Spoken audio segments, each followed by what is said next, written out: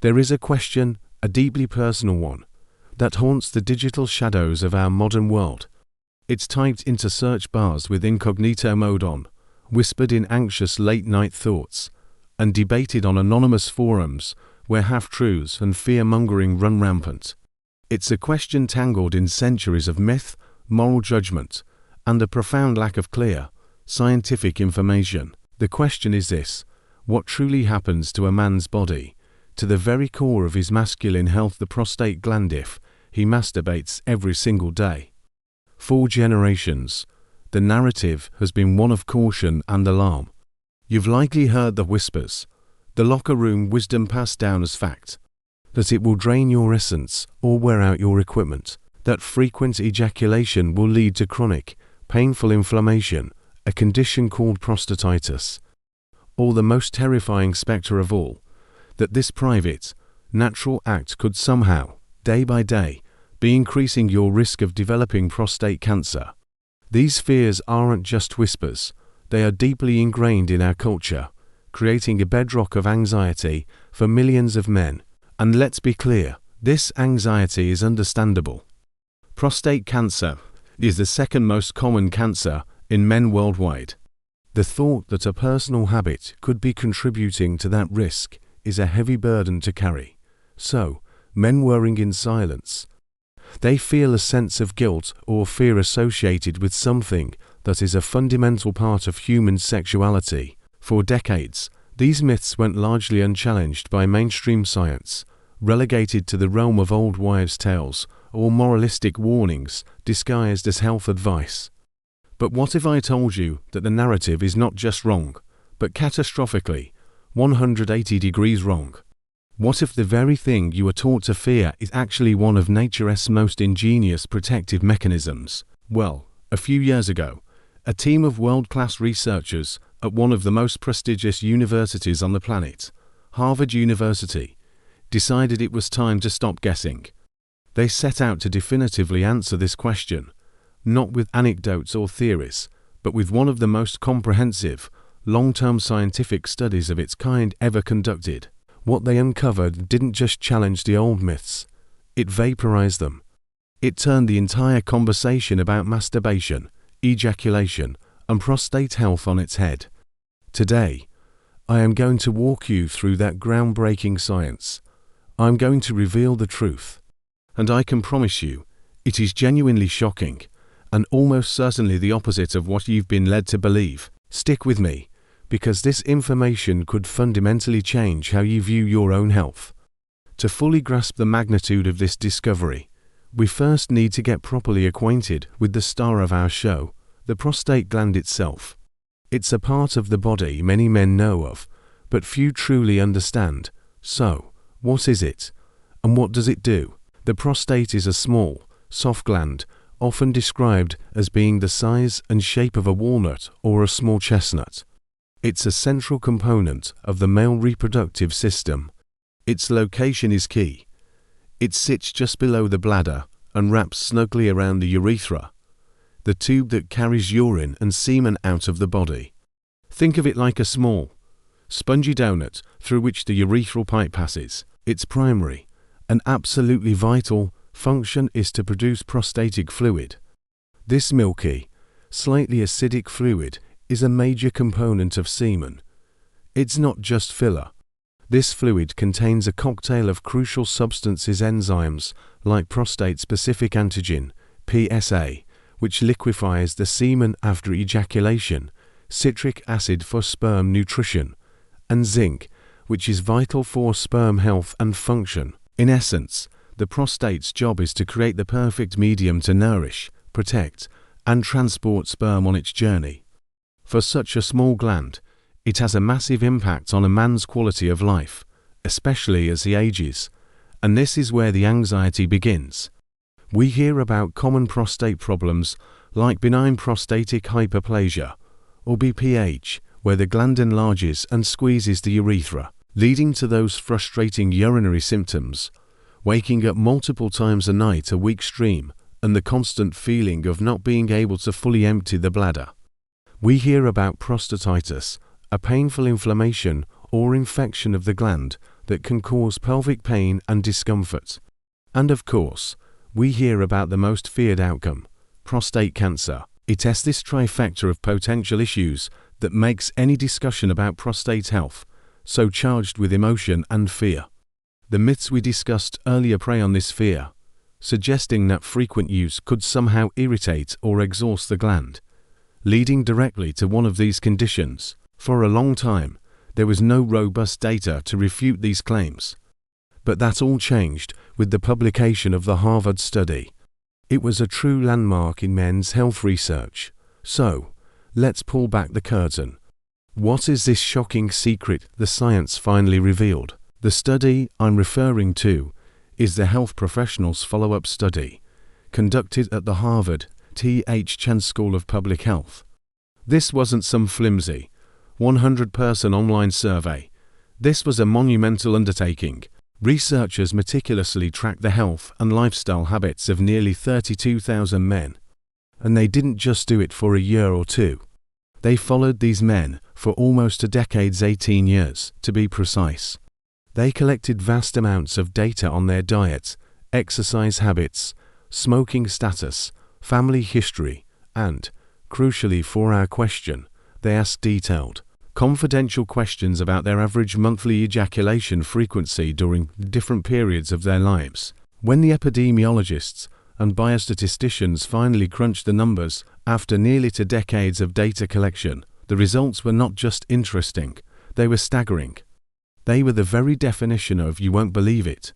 Here it is, the definitive finding.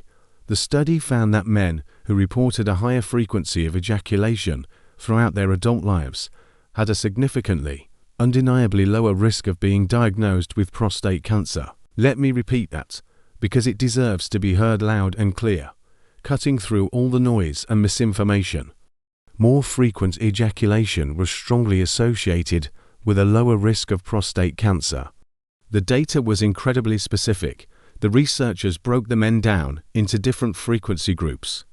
The men in the lowest frequency group reported ejaculating between 4 to 7 times per month, but the men in the highest frequency group, those who ejaculated 21 or more times per month, saw the most dramatic benefit. Compared to the low frequency group, these men had up to a 33% lower lifetime risk of developing prostate cancer, a 1/3 reduction in risk. That is a massive, clinically significant protective effect, far more powerful than many other lifestyle interventions. And it's important to note, the study found this benefit was independent of whether the ejaculation occurs with a partner or through masturbation. The physiological act itself was the key. This wasn't a fluke. The finding was so robust that it made headlines around the world, and it has since been supported by other large-scale studies. A major Australian study of over 2,300 men came to a very similar conclusion, reinforcing the link between high ejaculation frequency and reduced prostate cancer risk. The science was converging on a single, powerful truth.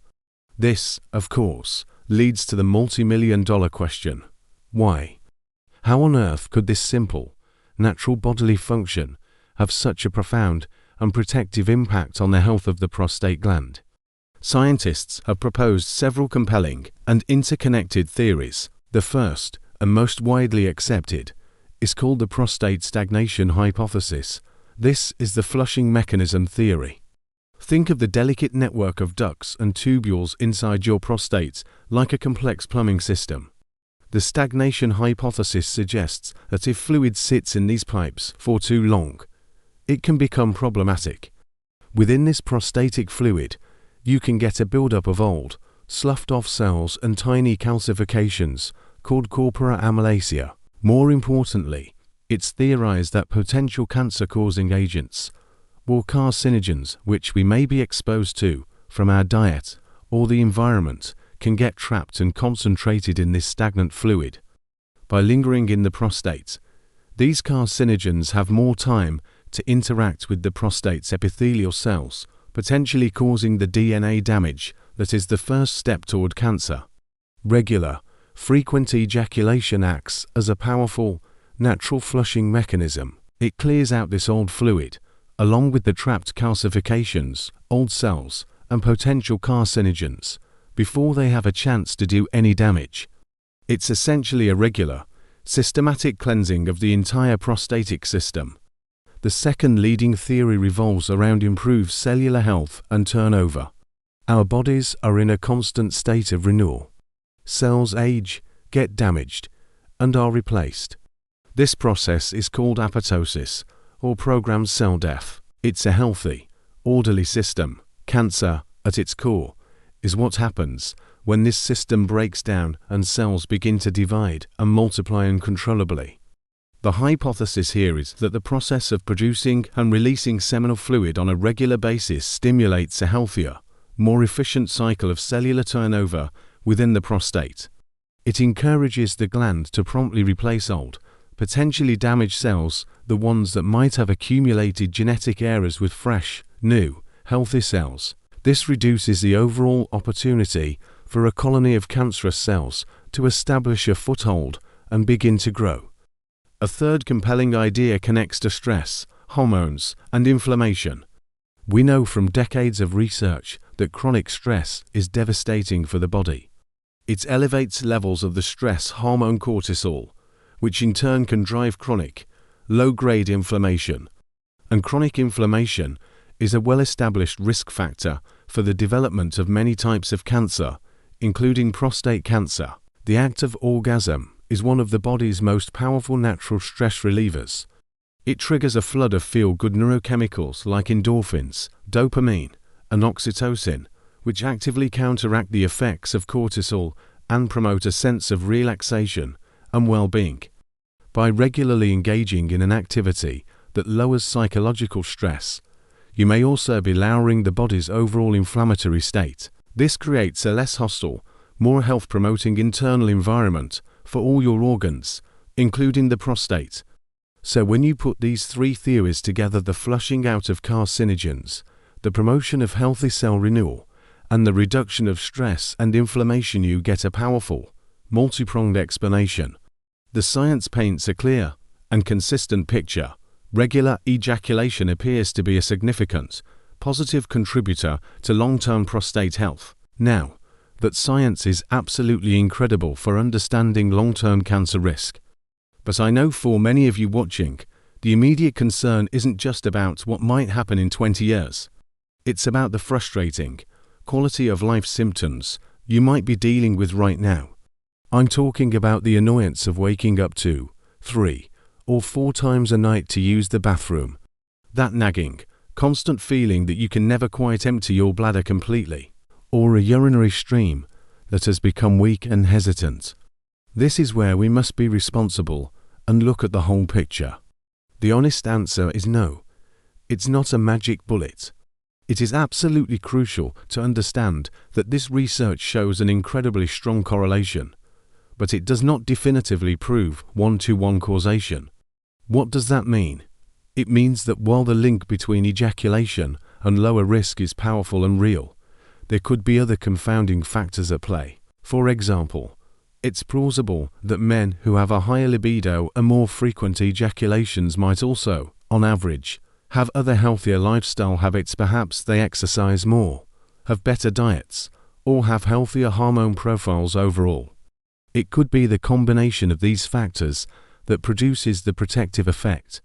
Researchers at Harvard tried their best to control for these variables, but it's a critical distinction to keep in mind. The key takeaway is this: ejaculation frequency is very likely one important and powerful piece of a much larger, more holistic puzzle of prostate health. It is a powerful tool in your toolbox, but it is not the only tool. It is not a license to ignore everything else that we know is critical for staying healthy. So what are the other essential tools in that toolbox? First and foremost, diet is critical. The evidence is overwhelming that a diet rich in a variety of fruits, vegetables, and healthy fats is protective. Think of the Mediterranean diet. Specifically for the prostate, certain foods are superstars. Foods high in the antioxidant lycopene like cooked tomatoes, tomato sauce, watermelon, and pink grapefruit are consistently linked to better prostate health.